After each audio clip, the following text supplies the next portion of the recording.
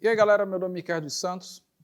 Vou tratar agora do último módulo do nosso curso. E deixei por último uma das coisas que eu acho mais importantes para que o músico desenvolva. De novo, vai pegar naquelas coisas que a gente já viu anteriormente, porém que eu sempre digo que o básico bem feito, ele te leva mais longe do que o complexo mal feito. A música divide-se em 3 partes, e essas 3 partes são melodia, harmonia e o ritmo. E uma pergunta que eu faço para os meus alunos é, dentro de uma banda, eu pergunto assim, qual instrumento é especificamente, claramente rítmico? Ninguém erra, todo mundo fala que é bateria. E com certeza isso é verdade. Quando eu pergunto assim, me diga um instrumento melódico na banda que você toca.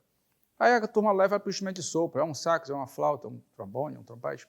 Ok. Me diga um instrumento harmônico, que essencialmente é harmonia. Um violão, um piano, um teclado, uma guitarra. Ok. E o baixo? Essencialmente ele é o quê? Ele é ritmo, ele é harmonia ou é melodia? A grande maioria das pessoas dizem que o baixo é um instrumento rítmico. Aí eu pergunto, por quê? Porque a bateria é rítmico e o baixo toca junto com a bateria, então é rítmico também. Ok, é um ponto de vista. Uma outra minoria diz que o baixo é um instrumento harmônico. Uma vez eu estava dando um curso num festival, eu estava dando aula de baixo, e tinha um outro professor também baixista, dando aula bem conhecido, dando aula de prática de conjunto. E todos os meus alunos da minha turma, que não chegou nesse momento, eu perguntei isso. O baixo essencialmente é rítmico, melódico, harmônico.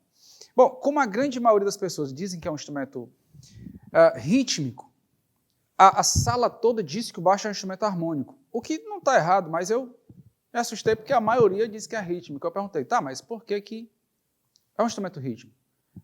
Aí a resposta foi, não, professor, porque a gente estava na aula do professor e ele falou que o baixo é um instrumento rítmico. Eu não vou dizer o contrário, tá certo. Mas por que é rítmico? Desculpa, por que é harmônico? Aí ele disse assim, não, porque o baixo segue a harmonia. Eu falei, claro, faz sentido. Mas me diga uma coisa, se estiver tocando um sax, esse sax segue a harmonia? Aí eles falaram que sim. Mas o sax segue a harmonia, mas é melódico? Já o baixo segue a harmonia e harmônico? Como é que é isso? Como uma atribuição para um instrumento é uma e para outro instrumento é outra? Aí eles se olharam e não souberam responder. Ok, então vamos para as minhas definições, como eu penso, não é uma verdade absoluta, mas é como eu acho que a teoria me explica. Lá atrás a gente viu que a música se divide em 3 partes. Observe como eu sempre retrocedo para explicar uma coisa que vem pela frente. A música se divide em 3 partes, harmonia, melodia e ritmo. O que é melodia? É a combinação de sons sucessivos. Eu dou uma nota, depois dou outra, e ela precisa combinar. Ou seja, o groove. O groove ele é melódico e o baixo toca fazendo groove. Portanto, o baixo toca fazendo melodia. E por incrível que pareça, as pessoas não veem isso, não veem dessa forma. Entende que o baixo é rítmico ou é harmônico, quando, na verdade, o que a gente faz é melodia. A melodia que o baixo faz, ela se coloca como se fosse um contraponto. Contraponto, se você pensar numa melodia de uma música, o contraponto tem gente que confunde com segunda voz, mas a segunda voz, por exemplo, antes de falar do contraponto, ela obedece os movimentos que a voz principal faz. Se a voz principal subir, a segunda voz ela sobe também, ela mantém mais ou menos uma distância de intervalo, esse movimento é meio que junto. Pode acontecer de fazer em um momento ou outro movimento contrário? Pode acontecer. Mas, basicamente, ela se coloca nessa posição de fazer movimentos no mesmo sentido da melodia principal. É a forma mais fácil de explicar isso. Já o contraponto, ela é uma segunda melodia que ela não precisa necessariamente obedecer esses movimentos. Tem uma música cristã que eu já vi ser tocada na igreja evangélica, já vi ser tocada na católica, que eu acho que essa música explica muito bem. Deixa eu ver se eu lembro da melodia aqui. Eu vou cantar a letra e tocar a melodia para vocês verem que eu estou tocando a melodia da música. Nem só de pão todo homem viverá, mas de toda palavra que se procede da boca do Senhor. Aleluia, aleluia. Enquanto um grupo de vozes canta essa melodia, que é a melodia da música, um outro grupo de vozes canta isso aqui, ó. Aleluia, aleluia, aleluia, aleluia, aleluia. Observe que o que eu fiz aqui foi tocar, as duas melodias. São duas melodias que acontecem paralelamente. O que eu vou fazer aqui é exemplificar. Eu vou cantar uma melodia e tocar a outra para vocês entenderem o movimento das duas vozes. Tá, eu vou cantar o nem só de pão, vou cantar isso, e vai faltar fôlego aqui, e vou tocar o aleluia. Vamos lá. Nem só de pão todo homem viverá. Opa! Nem só de pão todo homem viverá, mas de toda palavra que se procede da boca do Senhor. Aleluia, aleluia. Agora eu vou inverter. Eu vou cantar o e vou tocar o aleluia, aleluia, aleluia, aleluia, aleluia. Observe que eu fiz as duas partes. E essa música cristã é fácil porque ela fica muito claro, ela é tocada com as duas melodias. Agora, o que eu vou fazer agora é pegar essa melodia e levar para a região do baixo. Aleluia, aleluia,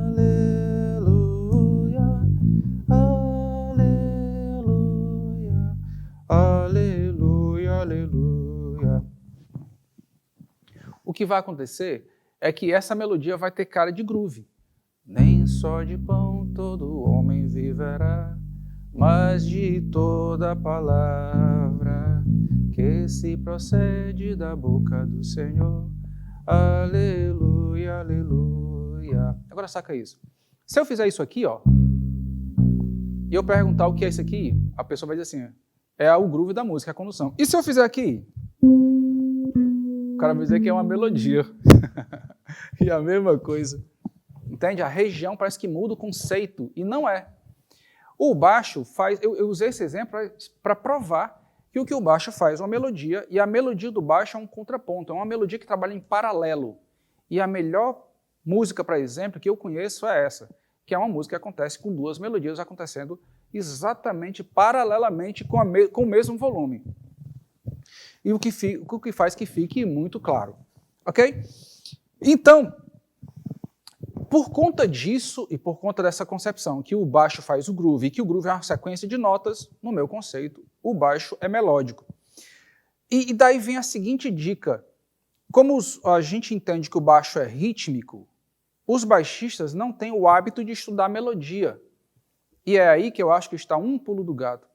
Eu aconselho todos os meus alunos a desenvolverem um hábito de tocar melodias. Uma vez eu dei aula para um músico, que é já um músico experiente, já gravou, já viajou, já fez direção musical, já tinha estudado bastante, mas ele tinha uma dificuldade de improvisar. E ele falava isso. Eu conheço, mas eu tenho dificuldade de improvisar. E quando eu fui dar aula para ele, eu falei exatamente isso, que ele era uma prova para mim, que o conhecimento não está ligado direto ao tocar. Ele pode te ajudar, mas ele não é ele que resolve, ok? Então, aí eu fiz uma revisão com coisas teóricas e tudo que eu perguntava, ele respondia, ou com algumas com convicção e outras nem tanto assim, mas que tinha uma boa noção do que eu estava perguntando. E eu falei o seguinte, olha, a falha não está no conhecimento, a falha está no seguinte, o princípio do tocar é o mesmo princípio do falar. Eu imagino o que eu quero, eu falo. Eu imagino o que eu quero, eu toco. Esse é o princípio. E isso é o tocar natural, é o falar naturalmente, ok? E como eu treino isso? Eu fiz a seguinte pergunta, o que foi horrível. Qual é a melodia mais fácil do mundo? Cara, eu pergunto isso para todos os meus alunos. Qual é a melodia mais besta do mundo? Aquela mais fácil que, bicho, essa melodia é moleza demais. A grande maioria acaba no parabéns a você. Aí eu perguntei para esse cara, ele foi um dos que disse, a melodia mais besta que tem, bicho, é parabéns para você. Aí eu falei, beleza, toca parabéns para você então. E não saiu fácil. Além de não ter saído fácil, eu ouvi, enquanto ele tentava tocar, ele tentando tocar o Parabéns Você, mais ou menos assim. Eu ouvia algo... E eu pensei que ele estivesse brincando. Aí eu, não, ele está brincando comigo, ele está tirando onda comigo. E ficava tentando assim. E depois de uns 5 minutos, a melodia saiu mais ou menos assim, ó. Depois de uns 5 minutos, saiu mais ou menos...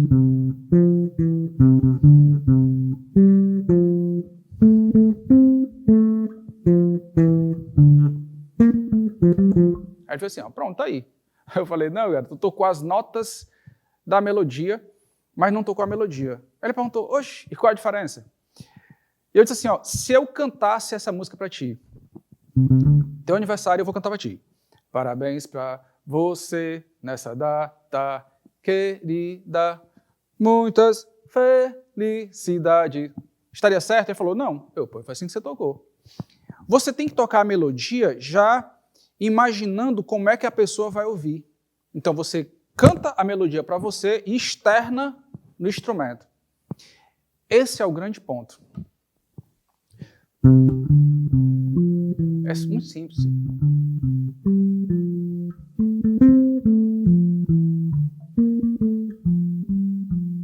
Ok?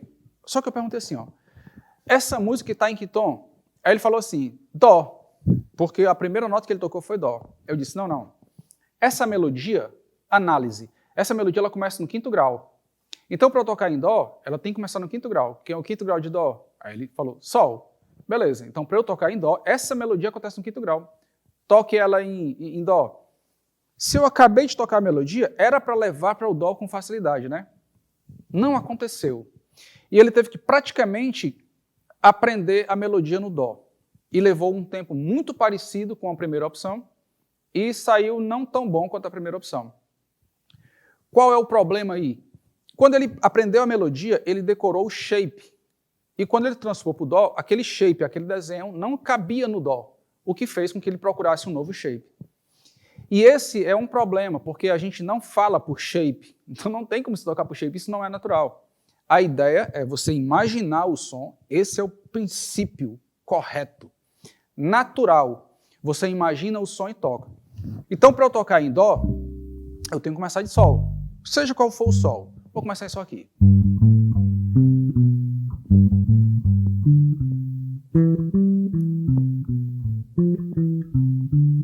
E eu estraguei a amizade dizendo o seguinte, com a experiência que você tem, com o recurso que você tem, a melodia mais besta do mundo que você escolheu, você não toca. Então há uma lógica, se você não toca uma coisa que é simples, você não vai tocar uma coisa complexa. Isso não é só na música não, isso é em qualquer área, cara.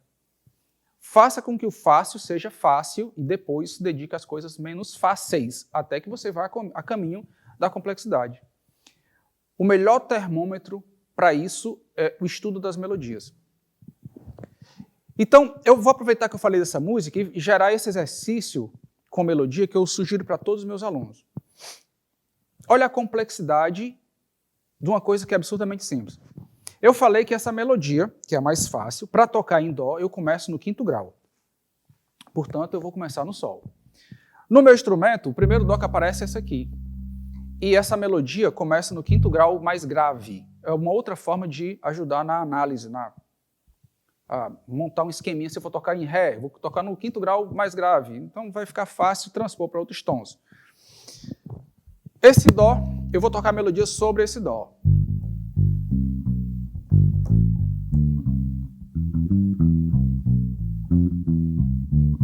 Depois eu tenho esse dó. Eu levo a melodia para esse dó.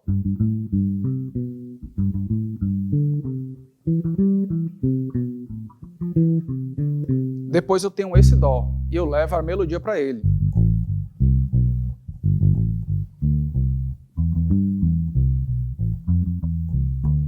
Depois eu tenho esse dó. Observe que isso aqui, eu estou ligado na primeira aula, conhecer o braço do instrumento com notas naturais. Então, eu sei onde estão todos os dós e levo a melodia para todos os dós. Observe como os assuntos estão totalmente ligados, eles não são independentes. Eu preciso de uma matéria para avançar com a outra. Para fazer isso, eu preciso conhecer o braço muito bem. A primeira aula do nosso curso, conhecimento de notas naturais. Transpondo para cá.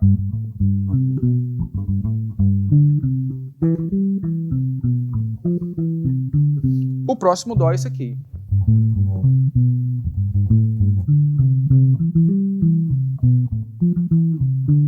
O próximo dó é esse aqui, mas eu não tenho extensão, eu já conheço o braço, eu sei que eu vou tentar tocar e não vou conseguir, ó. Não tem um mi, não tem um sol, não dá para tocar. Então nesse dó eu vou pular porque não dá para tocar. E o próximo dó, no meu baixo, a última nota da quarta corda é dó, mas dá para tocar. É desconfortável. Ou seja, eu peguei essa melodia e toquei em todos os dós possíveis. Isso faz com que eu aprenda a melodia sem usar os shapes. Eu não tenho como usar os shapes aqui. É impossível, eu tenho que usar outros caminhos. Então eu tenho que decorar o solfejo. Do, do, di, do, sol, sol, lá, sol, do, si, sol, sol, lá, sol, ré, dó. Ou apenas decorar os intervalos. Do, do, di, do, di, do, do, do, di, do, di, do. Noção de intervalos. Essas informações, solfejo, para te dar noção de intervalo, elas sim são úteis na hora de tocar, não o shape. O shape ele te ajuda como se você estivesse começando a tocar, os shapes te ajudam. São uma ferramentazinha que facilitam, mas eles não resolvem. O problema é que o shape começa facilitando ali no começo do estudo e você se encanta com o shape e acha que ele vai resolver para o resto da vida e não é. É só quando você começa a tocar. Então, ele se apresente a todos os shapes e se livre deles. Se apegue ao solfejo, ok? Se eu já faço isso, como é que eu posso evoluir a partir disso? Bom, pegar uma melodia e levar para diferentes regiões do meu instrumento. Uma outra coisa que eu posso fazer, e que na verdade eu devo fazer, vou lembrar outra coisa aqui. Os 3 pilares do estudo. Falei lá atrás, em outra matéria, nem lembro qual foi o módulo que eu falei sobre isso. Os 3 pilares do estudo. Tudo que você estudar deve ajudar na velocidade de decisão, velocidade de raciocínio e criatividade. Presta atenção aqui, criatividade. Mais um exercício que vai ajudar na sua criatividade. Você vai pegar a melodia e vai fazer pequenas modificações nela. Essas pequenas modificações são chamadas de interpretações. É mais ou menos tocar a mesma coisa de forma diferente. Vou aproveitar a mesma melodia e tocar de formas diferentes. Eu já toquei várias vezes assim, ó.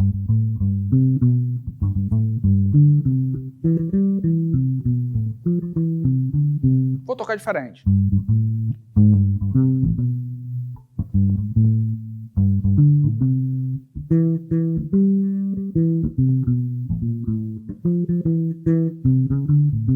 Diferente.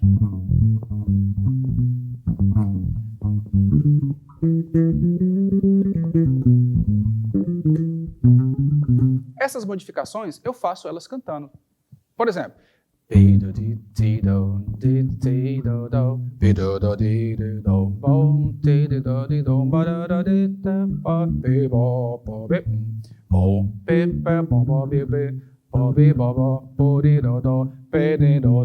o que eu cantar vai sair.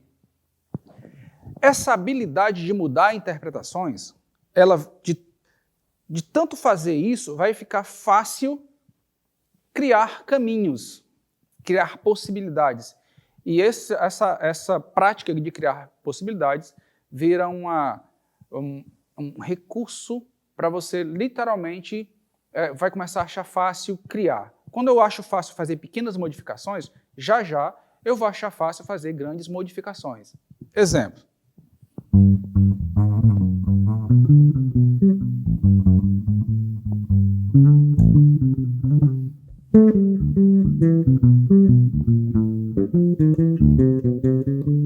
É a mesma música com muitas modificações.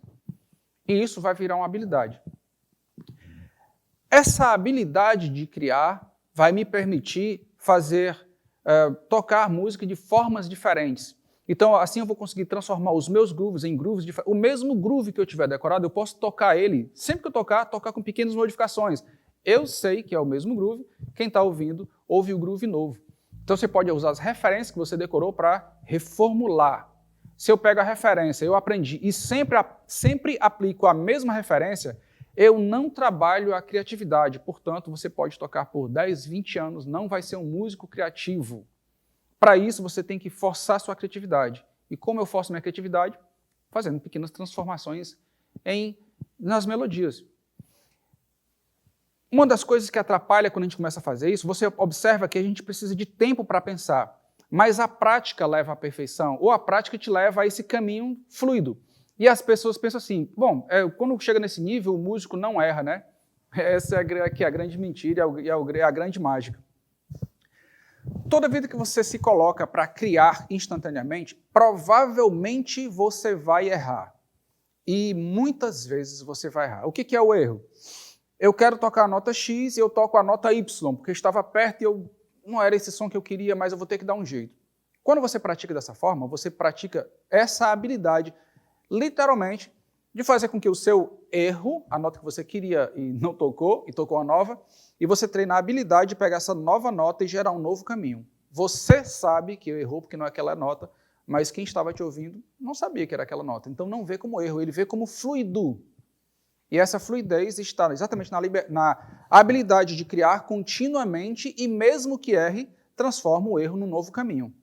E o melhor exercício para você fazer isso é interpretação de melodia. Vou começar com melodia como essa, mas você pode ir passar para melodias mais complexas. Vê isso aqui, ó.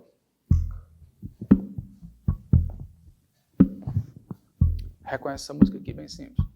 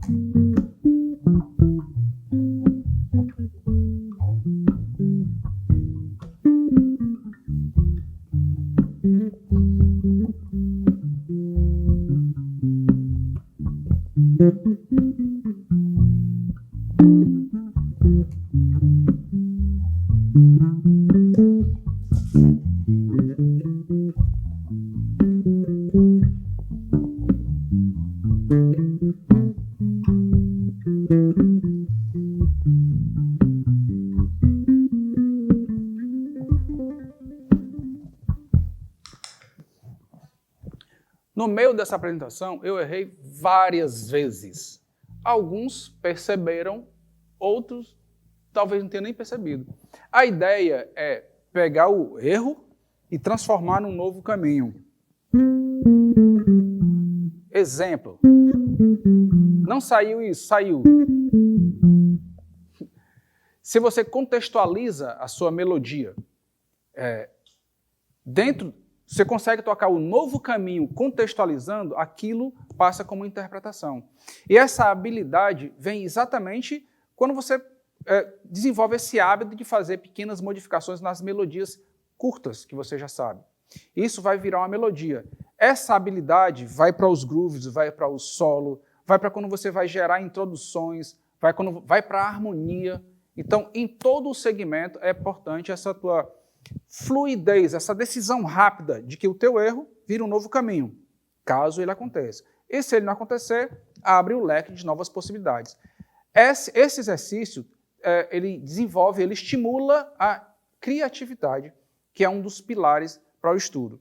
É importante que todo músico tenha essa habilidade de decidir rápido, conhecer rápido, entender o que está fazendo, velocidade de raciocínio, e que ele seja o máximo criativo possível. O criatividade não são caminhos decorados, são caminhos que você apronta para fazer sempre pequenas ou grandes adaptações rápidas, real time, ok? Eu espero que essas informações sejam úteis e de alguma forma ajudem no nível que você está tocando ou para um nível que você quer ir. Mas essas informações são absurdamente básicas, mas essenciais. Tudo que você precisar estudar a mais, você já vai ter uma boa base para a tua evolução. É isso aí. Um grande abraço.